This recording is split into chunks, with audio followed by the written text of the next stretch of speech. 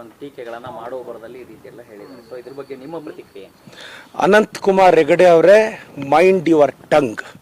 ನಾಲ್ಗೆ ಹಿಡಿತದಲ್ಲಿರಬೇಕು. ಒಂದು ಅಹಿಂದ ಲೀಡ್ರು, ರಾಜ್ಯ ರಾಷ್ಟ್ರ ರಾಜಕಾರಣದ ಒಂದು ಅದ್ಭುತ ರಾಜಕಾರಣಿ ಬಗ್ಗೆ ಮಾತಾಡುವಾಗ ಮಾನ ಮರ್ಯಾದೆ ಇಲ್ವಾ ಅನಂತಕುಮಾರ್ ಹೆಗಡೆ ಅವರೇ? ಏನು ಹಿಂದೂ ಧರ್ಮ ನಿಮ್ಮ ಅಪ್ಪನ ಮನೆ ಸೊತ್ತ? ನಾವು ಹಿಂದೂಗಳೇ ರೀ. ನಮ್ಮ ಎದೆ ಸೀಳಿದ್ರೆ ಶ್ರೀರಾಮನು ಕಾಣಿಸ್ತಾನೆ, ಸಿದ್ದರಾಮಯ್ಯನೂ ಕಾಣಿಸ್ತಾರೆ, ಬಾಬಾ ಸಾಹೇಬ್ ಅಂಬೇಡ್ಕರ್ ಕಾಣಿಸ್ತಾರೆ, ದೇವರಾಜ ಅರಸರು ಕಾಣಿಸ್ತಾರೆ, ನನ್ನಂಥ ಹುಡುಗರೆ ಶಿವಕುಮಾರ ಸ್ವಾಮೀಜಿನೂ ಕಾಣಿಸ್ತಾರೆ. ಏನು ಅನಂತಕುಮಾರ್ ಹೆಗಡೆ ನಿಮ್ಮ ಅಪ್ಪನ ಮನೆ ಆಸ್ತಿ ಥರ ಆಡ್ತಿರಲ್ಲ ಹಿಂದೂ ಧರ್ಮನ? ನಿನಗೆ ಹೆಂಗೆ ರಕ್ತದಲ್ಲಿ ಹಿಂದೂ ಧರ್ಮ ಇದೆಯೋ ನಮಗೂ ಅದೇ ಥರ ಇದೆ. ಅನಂತಕುಮಾರ್ ಹೆಗಡೆ ಅವರೇ, ಮೈಂಡ್ ಯುವರ್ ಟಂಗ್. ಏನಂದ್ರಿ? ಸಂವಿಧಾನ ಚೇಂಜ್ ಮಾಡ್ತೀನಿ ಅಂದ್ರಿ. ಇದೆಂಥ ಹೇಳಿಕೆ? ಸಂವಿಧಾನನ ಚೇಂಜ್ ಮಾಡ್ತೀವಿ ಅಂತೇಳಿ ಮತ್ತೆ ನೀವು ಮಿನಿಸ್ಟರ್ ಆದಾಗ ನೀರಿಲ್ಲದೆ ಇರೋ ಬಾವಿ ಕೊಟ್ಟುಬಿಟ್ಟಿದ್ದಾರೆ ಅಂದ್ರಿ. ಅದ್ರ ಇಂಟೆನ್ಷನ್ ಏನಪ್ಪ? ಅನಂತಕುಮಾರ್ ಹೆಗಡೆ ಅವರೇ, ನಾಲಿಗೆ ಕಂಟ್ರೋಲಲ್ಲಿ ಇಟ್ಕೋಬೇಕು. ಹಿಂದೂ ಧರ್ಮ ನಿಮ್ಮ ಅಪ್ಪನ ಮನೆ ಆಸ್ತಿ ಥರ ಎಲ್ಲ ಆಡಬಾರ್ದು. ಇನ್ನು ಮೈಸೂರು MP ಪ್ರತಾಪ್ ಸಿಂಹ ಅವರು ಇದ್ದಾರೆ.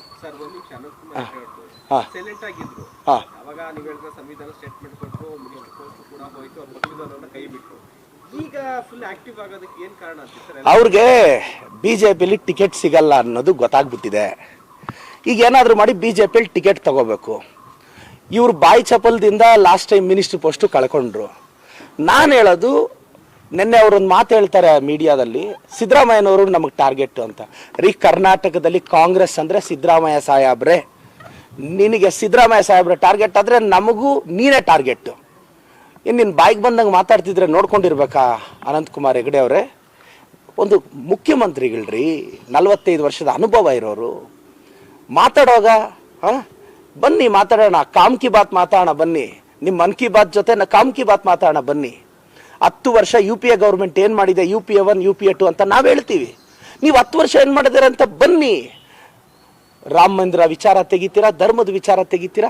ನಾವು ಹಿಂದೂ ಧರ್ಮದವ್ರಿ, ನಮಗೂ ಶ್ರೀರಾಮ ಆರಾಧ್ಯ ದೈವ, ನಿಮಗಿಂತ ಹೆಚ್ಚಾಗಿ ಪೂಜಿಸ್ತೀವಿ ನಾವು.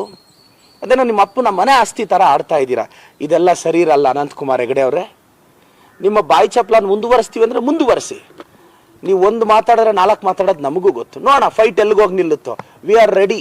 ಅನಂತಕುಮಾರ್ ಹೆಗಡೆ ಅವರೇ, ಚಾಲೆಂಜಿಗೆ ರೆಡಿ. ತಾಕತ್ತಿದ್ರೆ ಬನ್ನಿ ಮಾತಾಡೋಣ. ಸರ್, ಇನ್ನೊಂದು ವಿವಾದಾತ್ಮಕ ಹೇಳಿಕೆ ಕೊಡ್ತಾರೆ.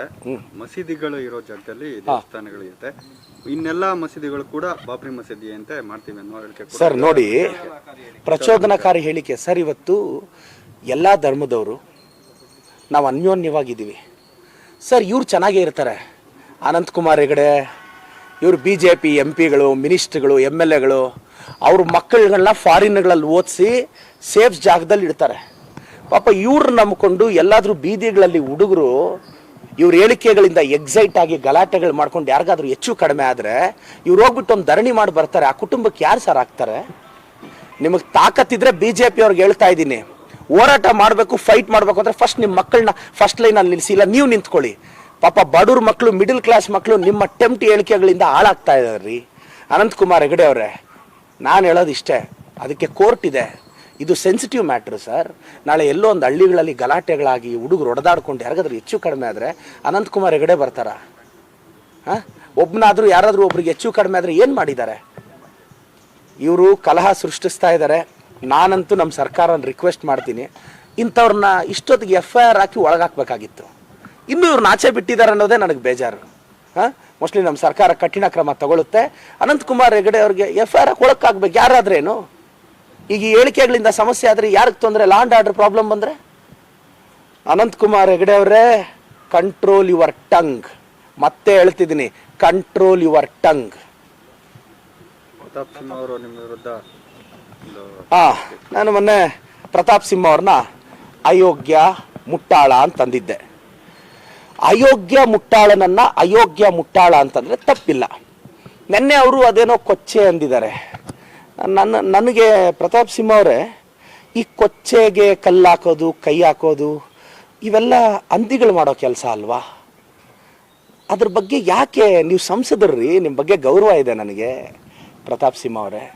ಈ ಕೊಚ್ಚೆ ವಿಚಾರ ಎಲ್ಲ ಕೊಚ್ಚೆ ಕಲ್ಲು ಹಾಕೋದು, ಕೈ ಹಾಕೋದು ಹಂದಿಗಳು ಮಾಡೋ ಕೆಲಸ.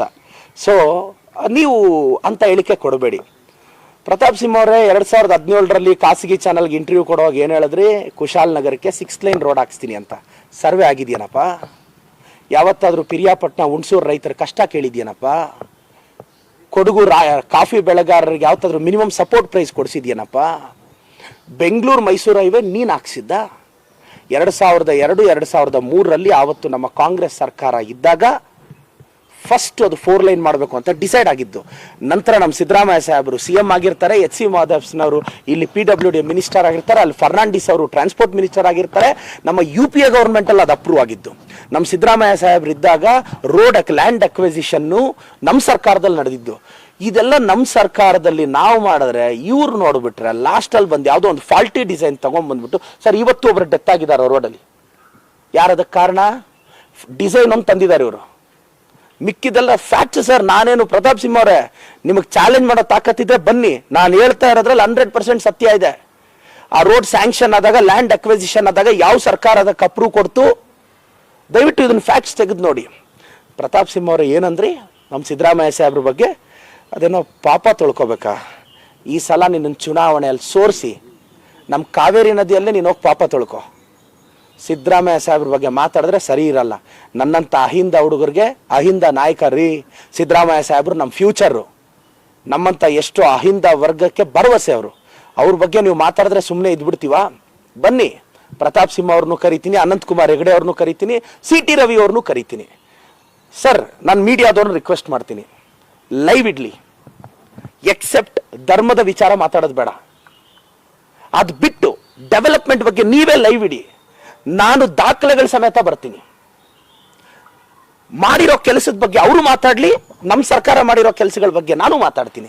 ಈಗ ಪ್ರತಾಪ್ ಸಿಂಹ ಅವ್ರು ಹೇಳ್ತಿದ್ರೆ ಮೈಸೂರು ಅದು ಇದು ಅಂತ. ಪ್ರತಾಪ್ ಸಿಂಹ ಅವರೇ, ಕಳೆದ 9-10 ತಿಂಗಳಲ್ಲಿ ನಾನು ಏನು ಮಾಡಿದ್ದೀನಿ ಚಿಕ್ಕಬಳ್ಳಾಪುರದಲ್ಲಿ ಅಂತ ನಾನು ನಿಮ್ಮನ್ನು ಕರ್ಕೊಂಡೋಗಿ ತೋರಿಸ್ತೀನಿ. ನಾನು ಏನು ಅನುದಾನ ತಂದಿದ್ದೀನಿ, ಯಾವುದಕ್ಕೆ ಇನಿಷಿಯೇಟ್ ಮಾಡಿದ್ದೀನಿ, ಎಷ್ಟೆಷ್ಟು ಚೇಂಜಸ್ ಟ್ರೈ ಮಾಡ್ತಿದ್ದೀನಿ. ನಿಮಗೆ ತಾಕತ್ತಿದ್ರೆ ಮೈಸೂರು ಕರ್ಕೊಂಡೋಗಿ ನೀವು ಮಾಡಿರೋ ಕೆಲಸ ನನಗೆ ಎಕ್ಸ್ಪ್ಲೇನ್ ಮಾಡ್ತೀರಾ? ಎಂಥ ಕೆಲಸ ರೀ ಇದು? ಪ್ರತಾಪ್ ಸಿಂಹ ಅವರೇ, ಮೈಂಡ್ ಯುವರ್ ಟಂಗ್. ನಾವು ಸುಮ್ಮನೆ ಅಂತೂ ಇರಲ್ಲ. Thank you.